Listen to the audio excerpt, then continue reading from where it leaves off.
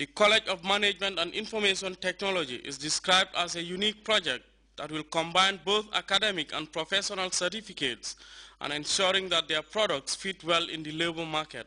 We are starting a college that combines academic qualification with professional certification. Every student that comes into CIT graduates not only with a bachelor's degree, but also leaves with a professional certificate.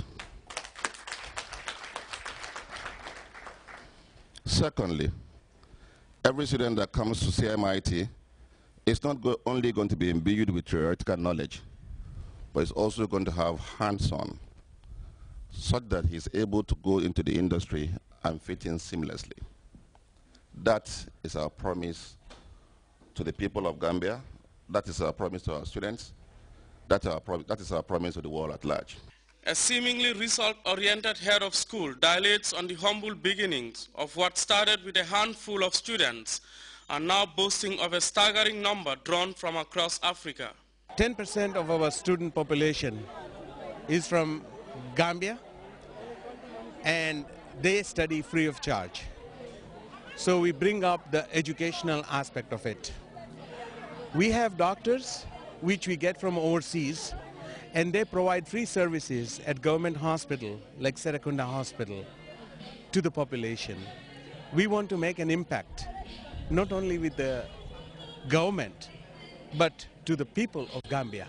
Technological progress would continue to grow at a rapid pace, and thus the accompanying and supporting of such advances may require trained manpower. And the Gambia government, it seems, does not lose sight of that fact. The utilization of new technologies such as this shall depend upon the availability of qualified professionals. And building such capacity is one of several development opportunities provided for us by His Excellency the President of the Republic of the Gambia, President Yahya Jammeh, to ensure continuous socio-economic progress in the Gambia. Mr. President, I was also equally nervous when you spoke to me about the exam. But the results you have just announced, having the top student scoring 99% in such a difficult area, is a clear testimony of President Jammeh's slogan that when it comes to education, the sky is the limit.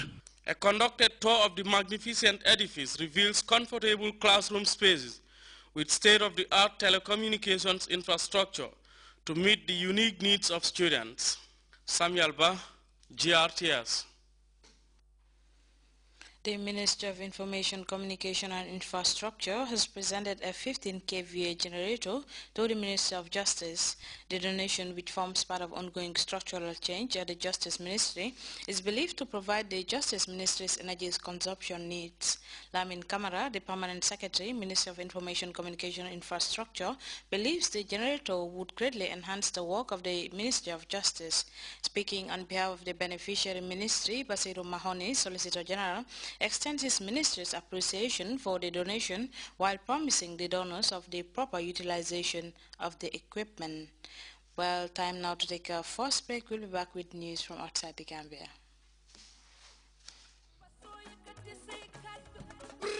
Gambia, Damane, Bentum Reume Ote, the Gambia Radio and Television Services, GRTS. GRTS Staff Association, Italy. His Excellency the President, Chef Professor Al-Haji Dr. Yahya AJJ Jammeh, no fast Kane Sumbu, Jingadlum Banquet Dinner, a grand dance with a difference. Bufikeja Amsufi Muse Amsakh, on the 23rd of May, and on the 24th of May 2014, Setiki Penchami Hall, featuring the now happening Queen of Balakh, Titi Safnepa, Titi, Tamane Titi, Pare Rajahe Penchami Hall. You've never seen her on stage like this before. Titi, by popular demand. Nipari Joy Mostoli, Anak Aindanan artist Fiji Rumi.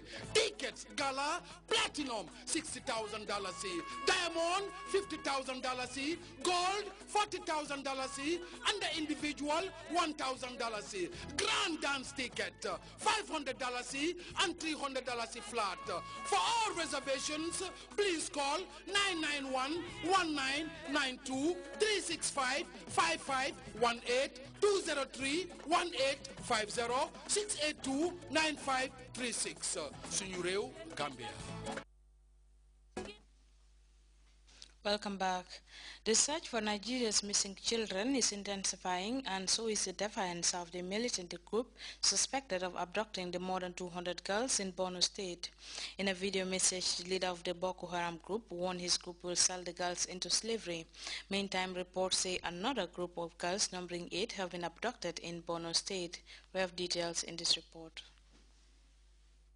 Posted on the internet shows the leader of Boko Haram claiming responsibility for the abduction of more than 200 schoolgirls in northeastern Nigeria. Abubakar Shekau threatens to sell them as slaves. Kidnapped 3 weeks ago from this school in Chibok, the girls aged between 12 and 17 are reportedly in neighboring countries. Cameroon shares a 2,000-kilometer-long border with Nigeria. The Cameroonian Minister of Territorial Administration, currently in Abidjan, insists that his government's actions against Boko Haram have intensified in northern Cameroon. We are concerned about the current situation, and we are adopting the best possible strategy. All measures have been taken to reinforce the presence of security forces in the region. Nigeria has 4 neighboring countries, and they all deny allegations that the schoolgirls kidnapped in Chibok are currently on their soil. Niger's interior minister, who was attending a security exercise in Côte d'Ivoire, says joint operations by Niger and Nigeria to break Boko Haram's neck are effective. In any case, in Niger, Boko Haram has no respite. I think our action is effective, discreet, but effective. We have a joint border patrol with Nigeria. We cooperate with Nigerian security services, and everything is running very smoothly. In Nigeria itself, the abducted girls' parents continue with their protest demonstrations. Some of them were arrested, then released. But despite this mobilization and the reinforcement of security forces, suspected Boko Haram Islamists kidnapped 8 more girls in another village in Borno State in the country's embattled northeast. A military court in DR Congo has cleared the majority of military personnel of rape charges. Only 2 were convicted for the offense.